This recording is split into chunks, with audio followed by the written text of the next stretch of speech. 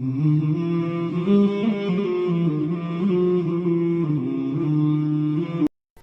اللہ الرحمن الرحیم۔ سرمایہ داری کیا ہے؟ اس سلسلے میں ہم سرمایہ داری کو اس کے اپنے مفکرین کے ذریعے جاننے کی کوشش کریں گے۔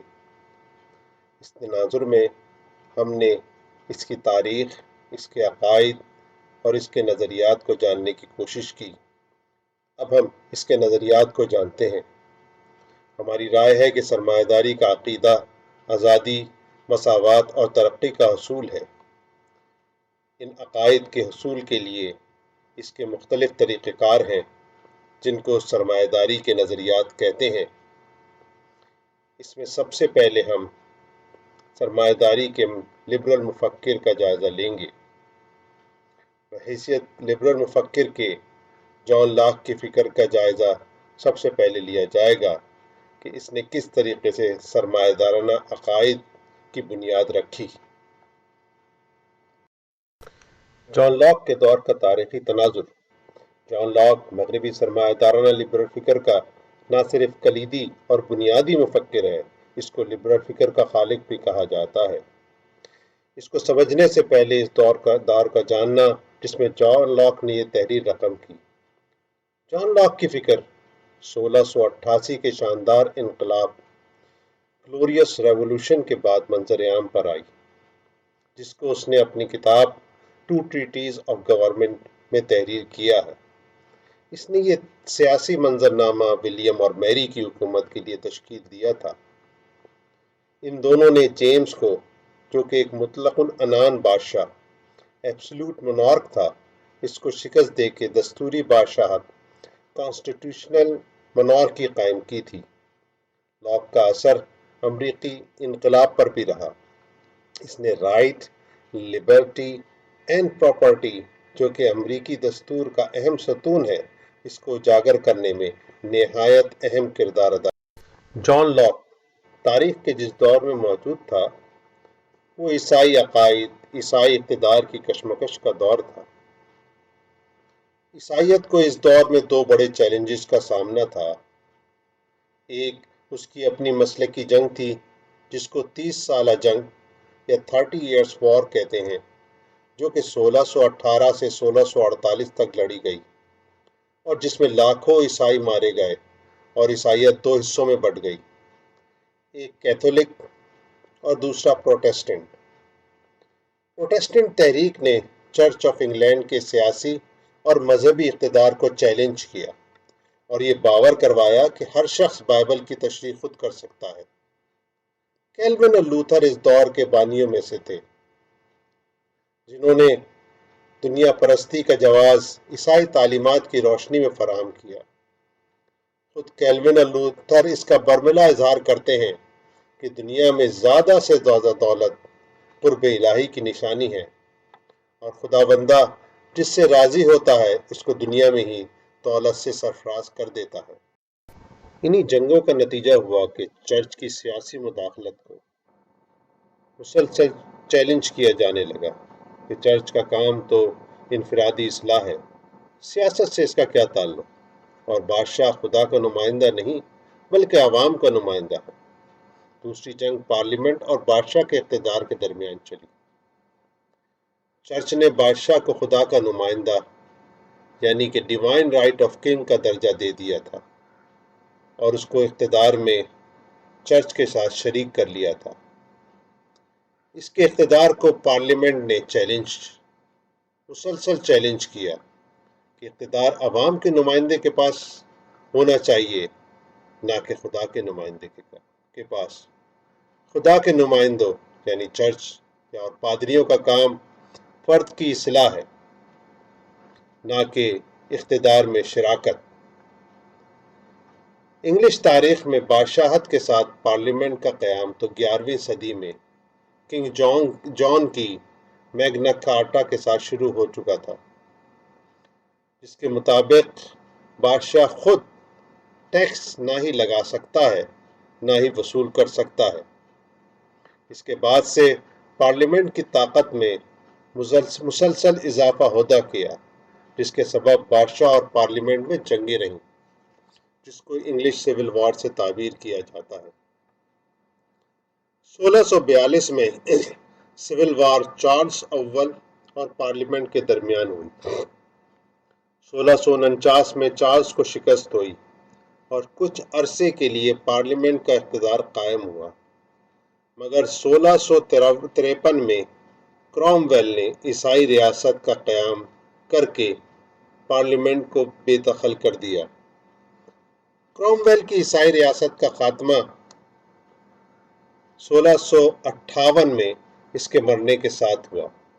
اس کے بعد انگلستان میں دوبارہ مطلق العنان بادشاہت کا دور آیا۔ چارلس دوم جو کہ 1660 سے لے کر 1685 تک اور جیمز دوم جو کہ 1685 سے لے کر 1688 تک مطلق العنان بادشاہ رہے۔ ان کے دور کا خاتمہ ولیم اور میری نے کیا، اور جس کی وکالت میں لاک نے ٹو ٹریٹیز آف گورنمنٹ تحریر کری، اور اس طرح سے دستوری بادشاہت کا دور شروع ہوا۔ میں سیاسی طور پر پارلیمنٹ میں دو گروہ بن گئے تھے، ایک وگ اور دوسرا ٹوری۔ وگ پارلیمنٹ کے حقوق کی پاسداری چاہتا تھا اور اس کی بالادستی چاہتا تھا۔ اس کے خلاف ٹوری مطلق العنان بادشاہت کا قائل تھا۔ ولیم اور میری کے اقتدار میں آنے سے وگ کی بالادستی قائم ہو گئی، اور اسی ماحول کی عکاسی لاک نے کی ہے، اور عیسائیت کی لبرل تعبیر پیش کی ہے، اور سرمایہ داری کو ایک جواز پیش کیا۔ اسی کی افکار کی روشنی میں انلائٹنمنٹ کو مغرب میں درانے کا موقع ملا۔ جان لاک اس فانی دنیا میں 1632 سے 1704 تک رہا۔ وہ چونکہ مطلق العنان بادشاہت کا مخالف تھا، اس لیے کچھ عرصے کے لیے ہالینڈ میں جلا وطن رہا، مگر 1688 میں شاندار انقلاب یعنی گلوریس ریولوشن کے بعد انگلستان واپس آ گیا۔ لاک ایک سیاسی مفکر تھا۔ اس کے علاوہ اس نے ایپسٹمالوجی اور مذہبی ٹالریشن کے افکار کو جلا بخشی۔ وہ تنویریت انلائٹنمنٹ کا فکری مفکر ہے، اور اس کی تین مشہور کتابیں یہ ہیں: two treatises of government, letter concerning toleration, and essay concerning human understanding.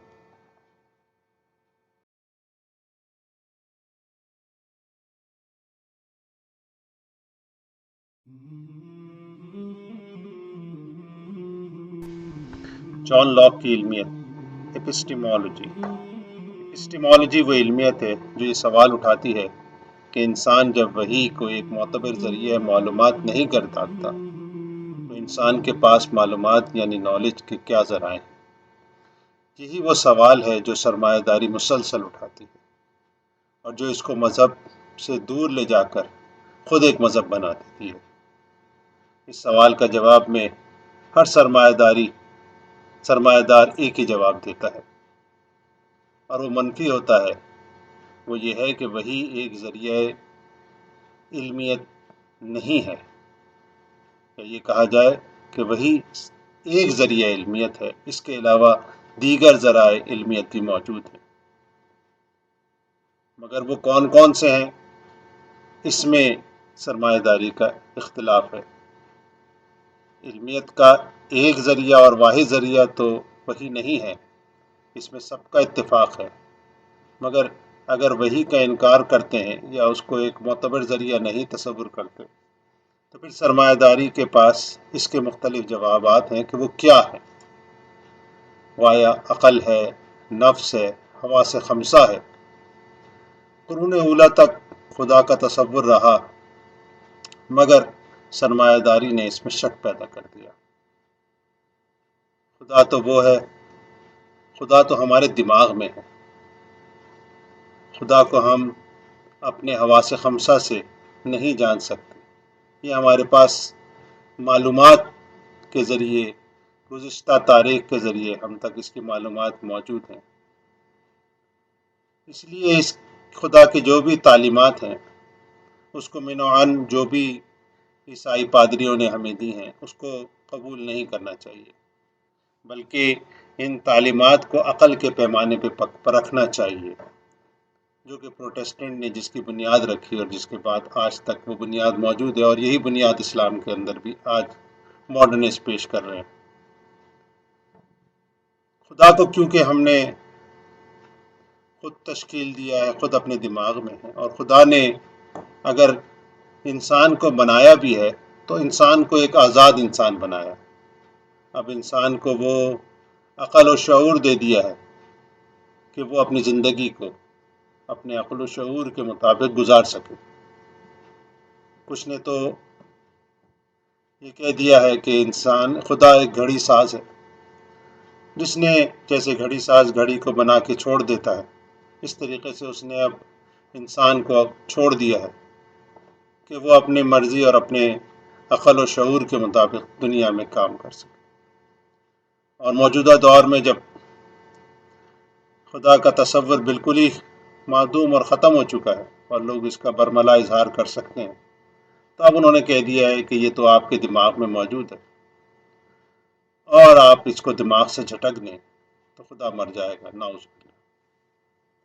ارسطو اور بقراط نے اس کی بنیاد رکھی، اور خدا پہ شک کی بنیاد ارسطو اور بقراط کی تعلیمات سے ملتی ہے۔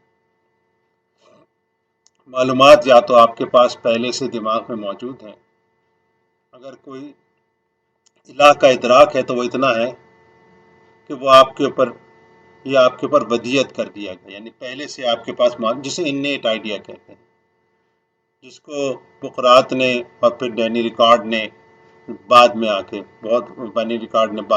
اس کو واضح طور پہ بیان کیا۔ لاک کے پاس جو تصور ہے وہ تصور جو ہے وہ امپیرسزم کا ہے، اور جس کے تحت معلومات کا ذریعہ تجربہ، ایکسپیرینس اور مشاہدہ ہے۔